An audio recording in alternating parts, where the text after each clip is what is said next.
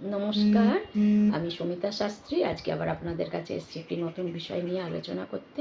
বিষয়টি খুবই গুরুত্বপূর্ণ এবং জরুরি বিষয়।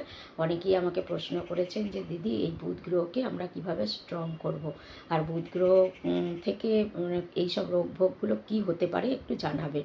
তো আমি প্রথমেই বলবো যে আপনার বুধ গ্রহ খারাপ কি ভালো, কি অবস্থায় আছে, এটা আপনার জন্মকুণ্ডলী দেখে বলা যেতে পারবে। এবং যদি প্রথমেই জেনে নেন যে আপনার বুধ গ্রহ উইক আছে এবং প্রথম থেকেই আপনি এই প্রিকশনগুলো নিয়ে চলেন, তাহলে কিন্তু আপনার বুধ গ্রহ এতটা খারাপ পর্যায়ে যাবে না, আস্তে আস্তে করে স্ট্রং হয়ে যাবে।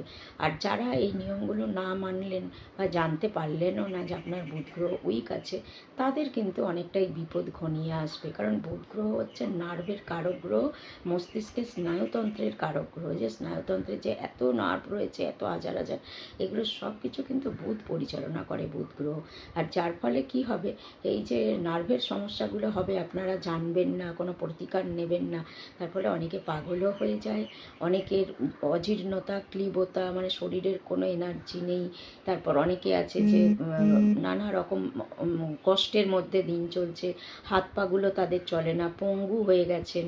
অনেকে আছে কথা বলতে পারছেন না, তোতলা হয়ে গেছেন, অনেকের কথা জড়িয়ে যাচ্ছে। এই সব কিছুর কিন্তু কারক গ্রহ হচ্ছে বুধ। আপনাদের আমি বারবার বলছি, কারক গ্রহ হচ্ছে বুধ। এবং এই বুধকে যদি প্রথম থেকে স্ট্রং করতে পারেন, তাহলে কিন্তু এই সমস্ত সমস্যার থেকে আপনারা মুক্তি পাবেন। আর যদি আপনি জানতে পারলেন না যে আপনার কোন কারণের জন্য এগুলো হচ্ছে এবং তার কোনো প্রোটেকশন আপনারা নিলেন না, তাহলে কিন্তু আপনাদের ভবিষ্যতে এই নানা রকমের প্রবলেম, এবং এই প্রবলেম আস্তে আস্তে করে আরও সমস্যার সম্মুখীন করবে, যেখান থেকে আর মুক্তির কোনো উপায় নেই। তো আপনাদেরকে আমি অনুরোধ করব যে আপনারা বুধ গ্রহ যাদের উইক আছে, তারা অবশ্যই এই নিয়মগুলো পালন করুন। ভালো থাকুন, সুস্থ থাকুন।